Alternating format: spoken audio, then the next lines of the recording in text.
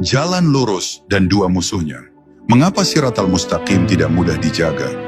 Ketika seseorang melafalkan ihdinas Siratal Mustaqim, tunjukilah kami jalan yang lurus.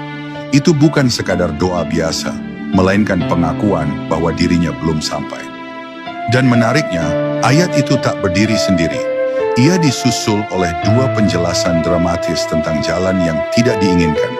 Ghairil maghdubi alaihim waladhdallin.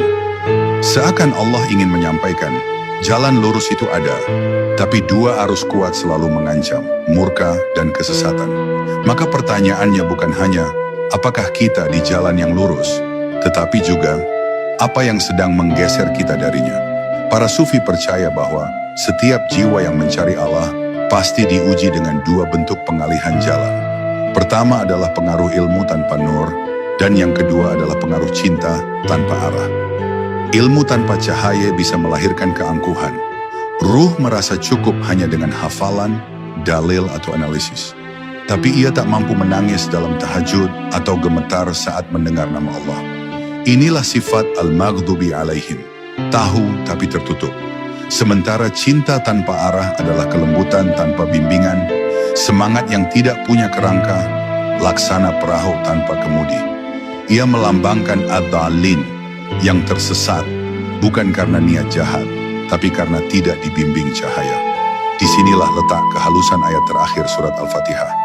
Ia bukan sekadar memberitahu dua kelompok yang harus dihindari, tapi ia membukakan cermin kepada dua sisi dalam diri kita sendiri. Setiap hari, kita bisa tergelincir menjadi seorang alim yang sombong, atau seorang abid yang buta.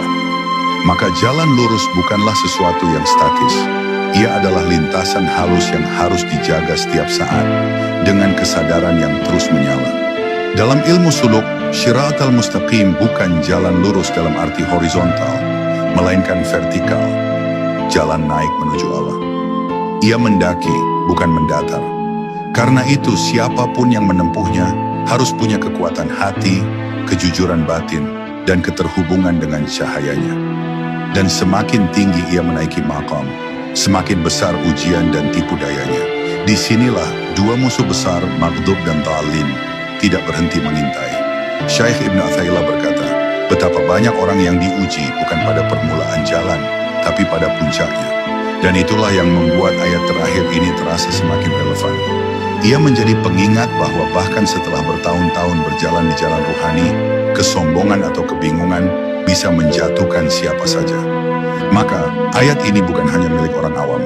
Bahkan para wali sekalipun mengulanginya dalam sholat mereka, karena mereka tahu, tidak ada yang aman dari gelincir, kecuali dengan penjagaan Allah. Ayat ini mengajarkan bahwa kebangkitan spiritual sejati dimulai ketika seseorang sadar bahwa ia bisa saja tersesat, meski sedang berada dalam ibadah. Bisa saja ia dimurkai, meski tampaknya sedang mendalami ilmu. Inilah bentuk kehati-hatian tertinggi, dan juga bentuk tawadu terdalam. Maka ayat ini bukan hanya doa, tetapi juga tangisan, jeritan jiwa yang takut kehilangan arah walau telah berjalan.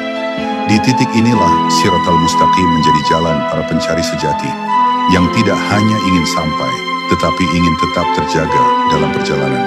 Dan dua arus yang disebut dalam ayat terakhir ini menjadi penjaga batas, agar tidak tergoda pada keilmuan yang tak beradab dan tidak terjatuh pada pengembaraan spiritual yang tak bervisi. Rahasianya dalam karena ia mengunci seluruh makna surat Al-Fatihah, agar kita tak tersesat di tengah jalan menuju cahayanya.